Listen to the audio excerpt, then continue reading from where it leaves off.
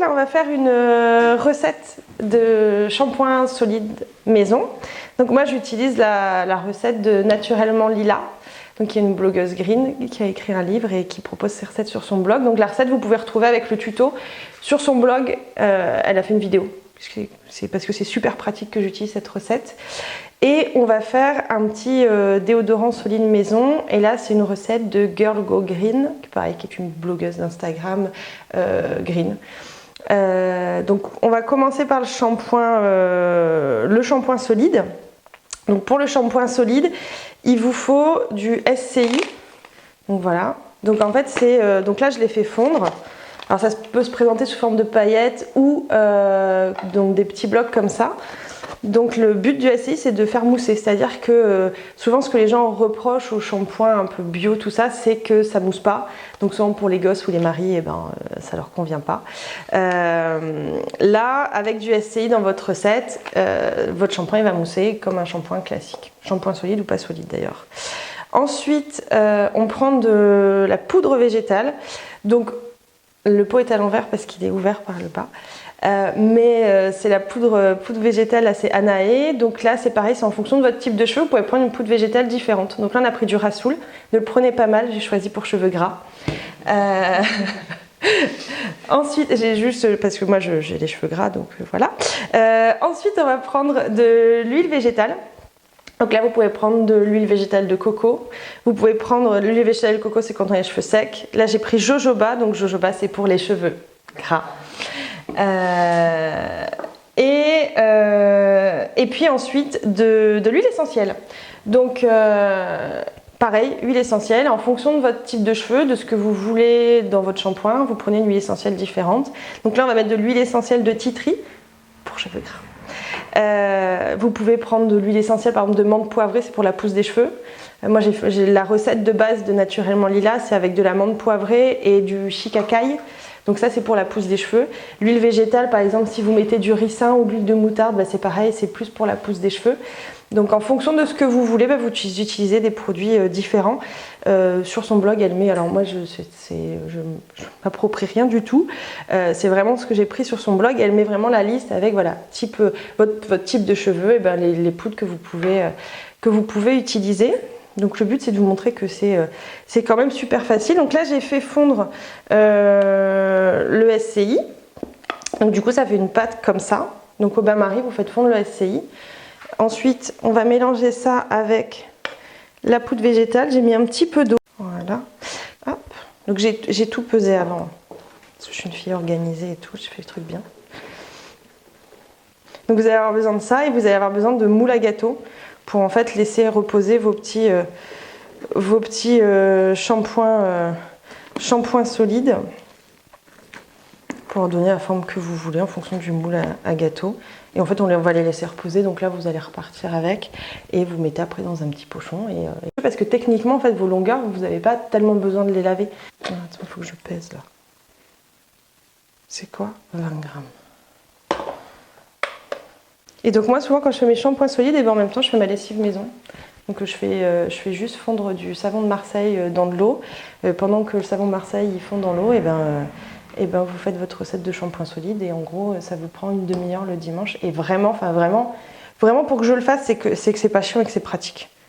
Sinon je ne ferai pas. Attends, on vous a dit que vous alliez passer sur YouTube, il y a 3 secondes vous étiez indiscipliné, du coup vous êtes trop sage. Hop.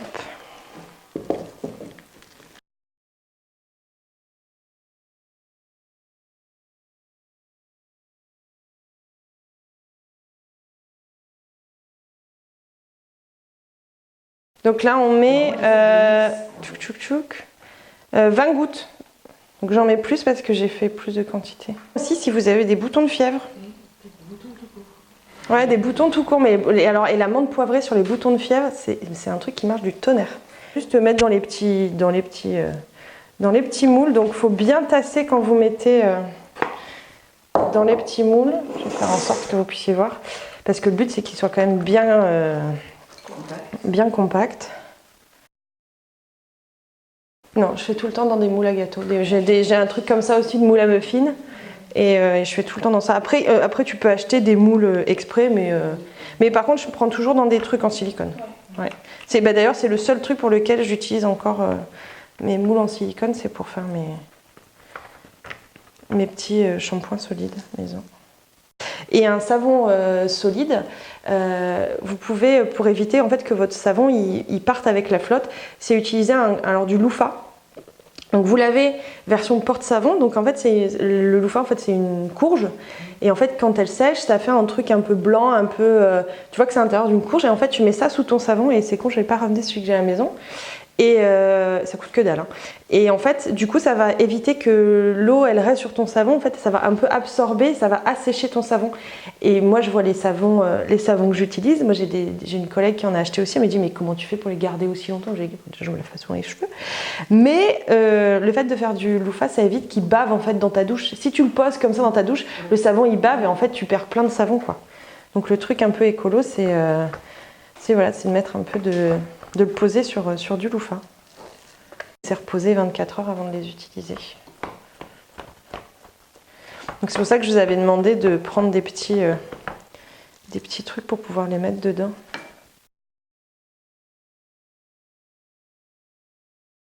Et puis ensuite on va faire du déodorant et donc là vous allez pouvoir travailler un petit peu quand même. Je pense qu'il y a vraiment 2-3 trucs super importants sur lesquels il faut vraiment prendre du naturel. C'est le déodorant. Parce que le déodorant, vous mettez là au niveau des aisselles, c'est juste à côté des glandes mammaires. Ça a été prouvé que ça peut déclencher des cancers, des tumeurs et ce genre de choses. Donc ça, c'est vraiment super important de prendre un déodorant, que vous le fassiez vous-même ou que vous l'achetiez, on s'en fout, mais vraiment de bonne qualité et sans toutes les merdes qu'on peut trouver aujourd'hui dans les déodorants. Et puis un autre truc, c'est tout ce qui est protection hygiénique. Parce qu'en fait, les gens, moi je vois, quand j'en discute au travail, les gens parlent beaucoup de oui, moi je mange bio et tout, machin, c'est super important, d'accord. Alors est-ce que tu mangerais de la javel? Non. Alors tu sais que tes tampons, pour être blancs, ils sont trempés dans la javel. Et ça, tu te le mets à l'intérieur de toi, contact de ta muqueuse. Aujourd'hui, il existe des marques. Si vous ne voulez pas passer à la cup, parce que ça vous dégoûte, si vous ne voulez pas passer aux serviettes hygiéniques lavables, parce que ça vous dégoûte, ou aux culottes menstruelles, vous pouvez acheter des tampons et des serviettes normales, on va dire classiques, mais avec du coton bio, qui ne sont pas blanchis à la javel, qui n'ont pas été traités. Et en plus, maintenant, c'est compostable. Vous pouvez le mettre dans votre compost. Voilà, pour certaines marques, elles sont compostables. Donc voilà. Donc du coup, on va faire du déodorant solide maison. Donc c'est avec de l'huile de coco. Donc là, je l'ai fait fondre au bain-marie parce que le soleil ne tape pas encore assez fort pour que ça marche au soleil. Donc du coup, forcément, si vous gardez votre déodorant dans une pièce chaude, juste à côté d'un radiateur, vous ne pourrez pas vous tartiner les selles avec. Donc je vous conseille de garder ça. Bon, moi, ma salle de bain, ça marche très très bien. Mais après, ça dépend si vous chauffez votre salle de bain à 25 degrés. Donc pour ça, on a besoin d'huile de coco. 4 grammes de cire d'abeille, donc en paillettes comme ça, de la fécule de maïs, donc ça c'est pareil, c'est pour le côté texturisant, du bicarbonate. Si vous avez les aisselles sensibles, vous pouvez faire sans bicarbonate, voilà, donc ça c'est possible. Et ensuite on va mettre des gouttes d'huile essentielle.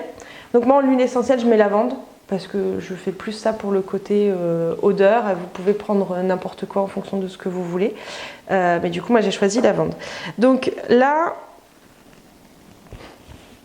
voilà.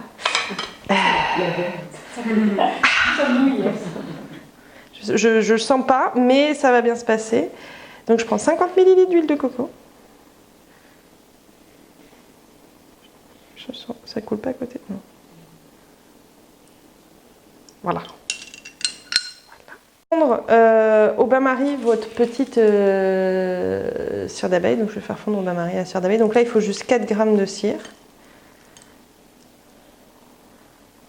Ah bah oui, j'ai mis ma cuillère dedans. Je me suis dit, dis donc, c'est très lourd ça.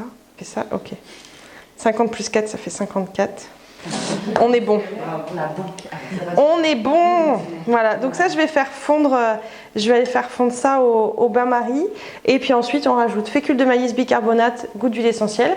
Les petits pots, vous recyclez des petits pots à confiture. Alors après vous pouvez acheter des contenants. Mais moi par exemple, il y a donc je les ai lavés, mais il y en a qui sont peut-être encore humides. Hein. Mais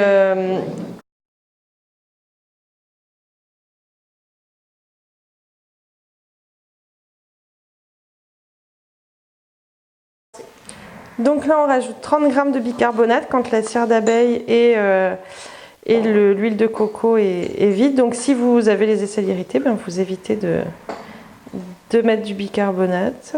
Hop. Et je mets 20 g de fécule de maïs.